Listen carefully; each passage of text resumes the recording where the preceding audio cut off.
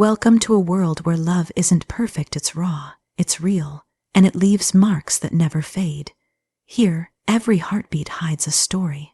Of passion that crossed boundaries, of trust that turned into silence, of memories the body refuses to forget, and of reflections that blurred the line between loyalty and longing. These are not just stories, they are confessions of the soul. Each one will pull you into a world where love burns, breaks, and sometimes rebuilds itself from ashes. So, if you've ever loved so deeply it hurt, or stayed quiet when your heart was screaming you belong here, welcome to Real and Deep Love Stories, where emotions speak louder than words, and every story reminds us that love, no matter how painful, is still the most beautiful truth of all. Every time his eyes met hers, something inside shifted subtle, but strong enough to make the air tremble. It wasn't just the way he looked, but the way his gaze softened, the way a hidden smile curved at the corner of his mouth, as if he'd found a forgotten warmth. The resemblance was undeniable, the same eyes, the same laugh, the same familiar rhythm of movement, yet somehow, she carried something he longed for, something unspoken that he believed was missing in me. Or perhaps something he had stopped searching for. Their connection began in small moments, the kind that slip past without a sound but leave an echo. A shared joke over dinner, a glance that lasted a heartbeat too long, a conversation that carried too much ease, too much brightness. It was never loud or obvious, just quiet familiarity, the kind born from reflection, not rebellion. And I saw it, I felt it, the way his attention lingered, how his voice softened around her name. It was as though he was seeing me through her, or her through me, and the mirror between us began to crack. There's a strange cruelty in loving someone who can't tell where you end and another begins. When you share the same face, the same smile, the same voice in laughter, how does one measure affection? How does one separate love from illusion? Every time he looked at her, I could almost see him reaching for a version of me he missed, the one he wished I still was. The one who laughed freely, who wasn't weighed down by the quiet exhaustion of routine, who hadn't learned to hide her hurt behind soft smiles. I tried not to see it. I told myself it was my imagination, that love couldn't confuse itself so easily. But it's hard to unsee the difference between being looked at and being seen. His eyes on her were alive, they searched, discovered, adored. His eyes on me were gentle, but tired, familiar, but distant. The warmth was still there, but it didn't reach the same depth. It lingered on the surface, as though afraid to touch what might be broken. There were nights when he held me, and I could feel the weight of something unsaid pressing between us. His touch was kind, but distracted, as if tracing a memory that didn't quite belong to me. And I let him, because I loved him, because love sometimes means pretending not to notice the storm building beneath the silence. My twin never meant to step into the space between us. She was radiant without trying to be. There was an innocence to her that drew people in, a softness untouched by the quiet scars that life had left on me. When they spoke, it wasn't betrayal that I saw, it was recognition. Two souls finding familiarity in each other's reflection. And maybe that was what hurt the most, knowing that what drew him to her wasn't lust or deceit, but something painfully human. I remember one evening, standing by the window as the sunset painted the walls in gold. They were laughing in the other room, their voices weaving together like a song I used to know. For a moment, I closed my eyes and let it wash over me, the sound of his joy, the echo of my own heart breaking quietly inside. Love, I realized then, doesn't always vanish. Sometimes it just shifts its shape. There were moments when he would come to me, after being near her, his expression soft, his words careful, his touch almost reverent, as if trying to remind himself that what he had with me was real, that love was not a choice he could undo. And I responded in silence, my heart torn between wanting to believe him and wanting to let him go. Because love built on reflection is fragile, it bends easily under the weight of longing. But even in the ache, there was truth. I began to see that his love for her was not entirely separate from his love for me. She reminded him of who I used to be before life softened my edges and quieted my laughter. Through her, He glimpsed the girl he first fell in love with, untouched by time and distance. Maybe that was why he couldn't look away. And maybe, in some strange way, neither could I. Because seeing how he looked at her, made me remember a version of love I thought was gone. It reminded me of the nights when his heartbeat was my favorite sound, when our silence felt safe instead of empty, when every glance carried a promise. I never confronted him. There were no fights, no accusations. Just a quiet acceptance that love had found another reflection of itself. Because sometimes love isn't stolen, it's misplaced. It wanders into the wrong mirror, looking for the same soul in a different face. Over time, the distance between us grew softer, less sharp. I learned to live with the ache, to stop asking questions that would only break us both. He stayed not out of guilt, but because love, in all its imperfect forms, still tied us together. He tried to look at me the same way again, and though it never fully returned, I could see his effort, his remorse, his need to rebuild something from the pieces we both had dropped. There are still moments when I catch him staring at me, at her, at the space between what was and what could have been, and I no longer flinch. Because love, I've learned, isn't always about possession. Sometimes it's about understanding that hearts can be loyal and lost at the same time. She remains my reflection, my other half, the living reminder of everything he once adored. And perhaps that's the cruel beauty of it, that in her, he sees the version of me he still loves, and in him, I see the part of myself I can't let go. Love doesn't always fade. Sometimes it simply finds a mirror and keeps searching for its own face. It started quietly, the kind of change that doesn't announce itself, only lingers in the small spaces between words. The way he smiled when she entered the room wasn't the same as before. It carried a softness, an unfamiliar ease that hadn't touched his face in months. I noticed it once, thought nothing of it, and then again and again, until it began to weigh on me like a secret I wasn't meant to know. There's a silence that lives between people who once knew each other completely. It's not loud or cruel, just heavy, full of things unsaid. That's what our days became. His laughter came less often, and when it did, it sounded lighter, but not because of me. I could hear it from another room, the sound of it echoing with her voice, tangled in an ease that I could no longer reach. It wasn't betrayal in the way people imagine. There were no lies, no hidden messages, no stolen moments in the dark. It was gentler, quieter, and somehow far more painful. It lived in the way he looked at her, as if seeing something fragile, something precious he was afraid to lose.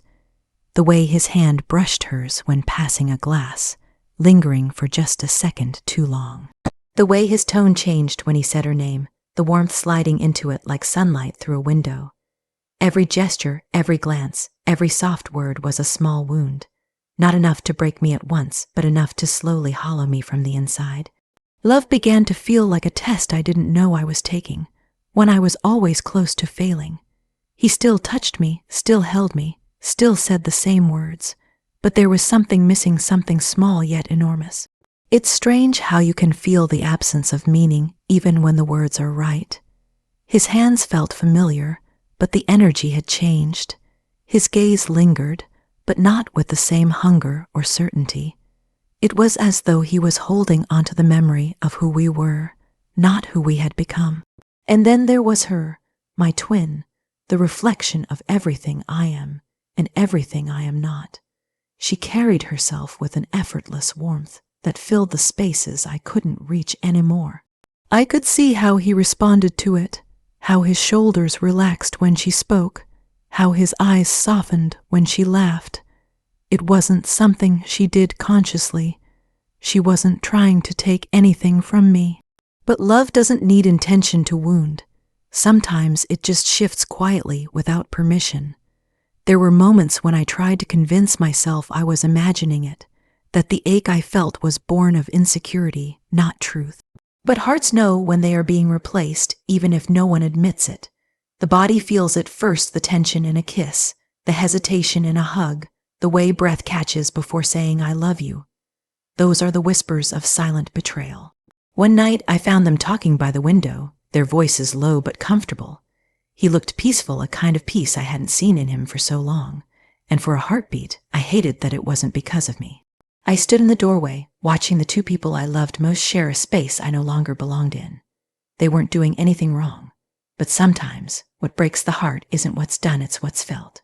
Later, when he came to bed, his arms wrapped around me, and I could still feel her laughter in the air, lingering like perfume.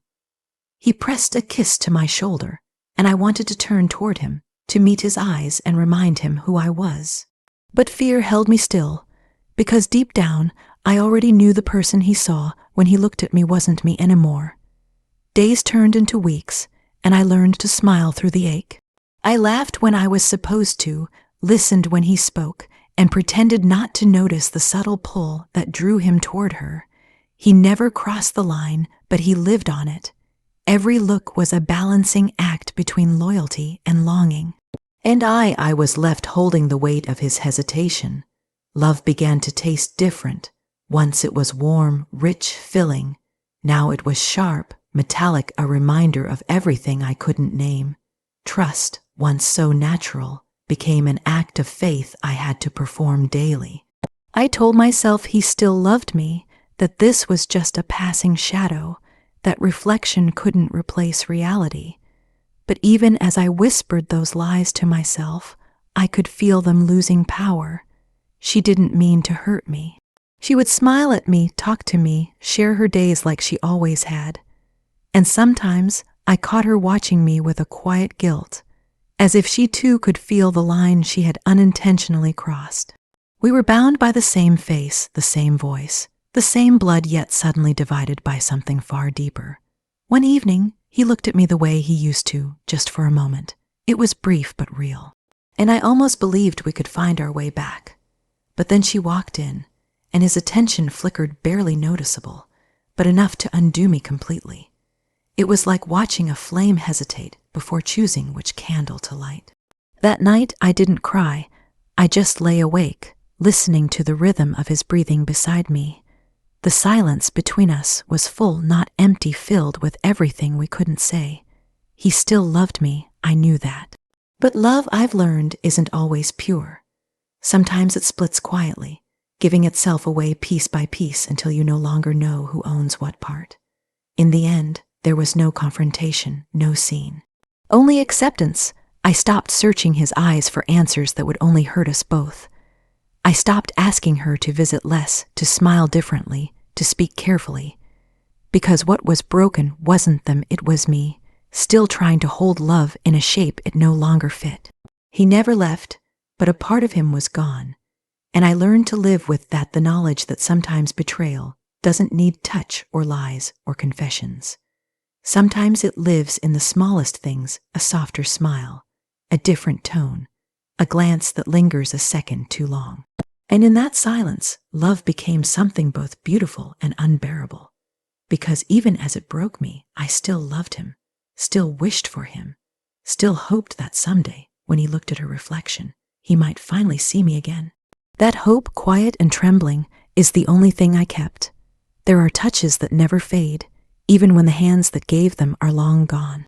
Some part of the body remembers the way skin warmed beneath his fingertips, the way his breath settled against the curve of a shoulder, the way his heartbeat once matched its rhythm with mine.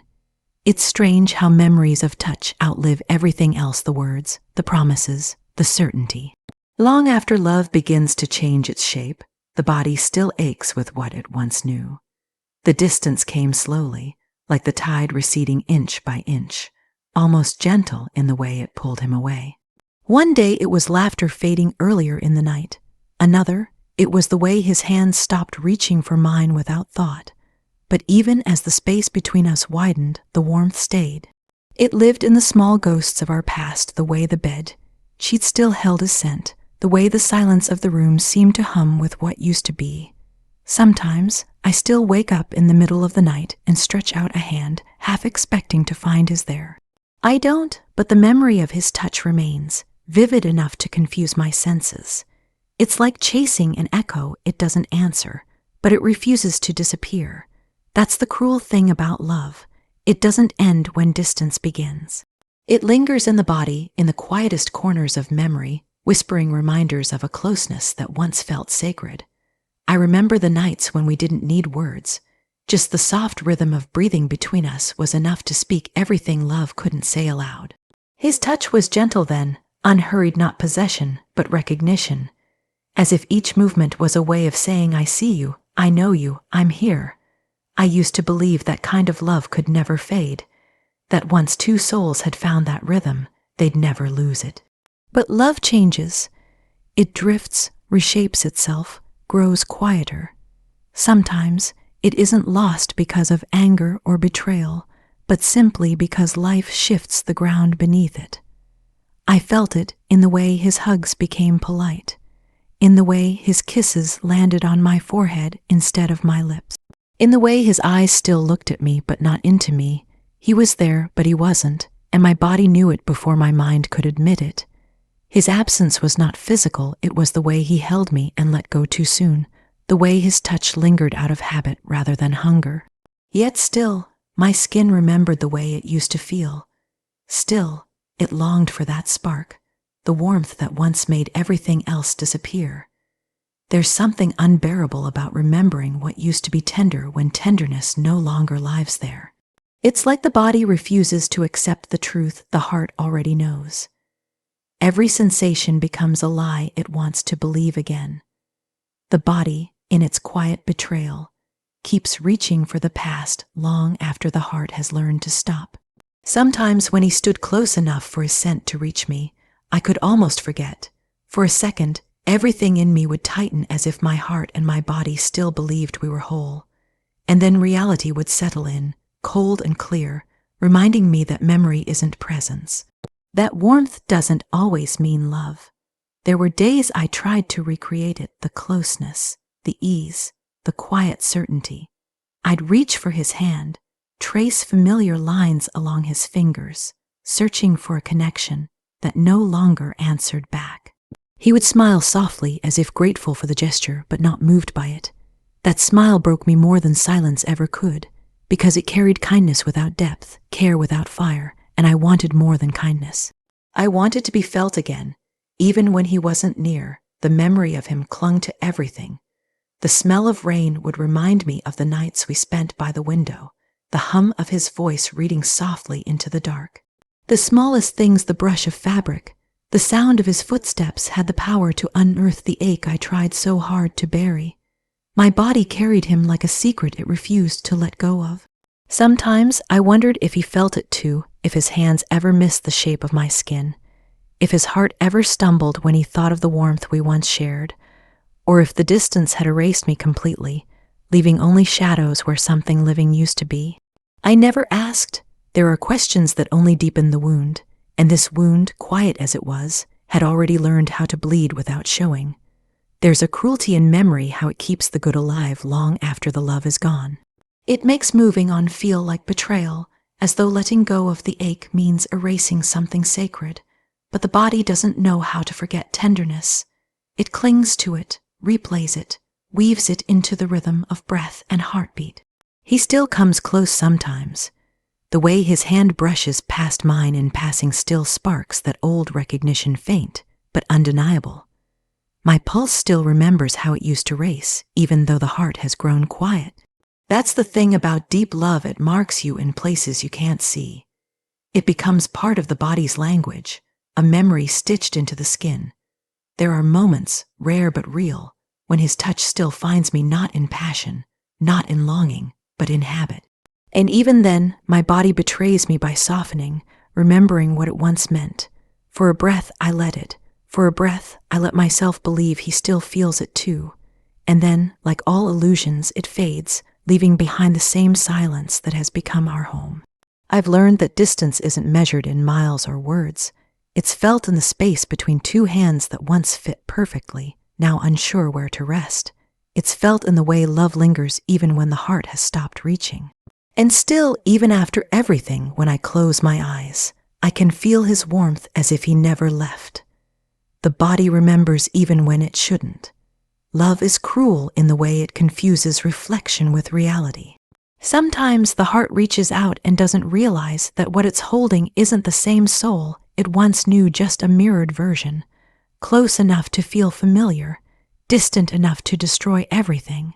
I learned that when his eyes began to wander, not with intention, but with recognition, the kind that pulls without permission, the kind that makes love question itself.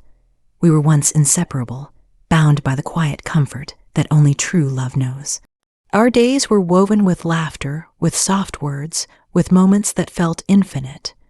There was a rhythm between us, a gentle current that made even silence feel sacred.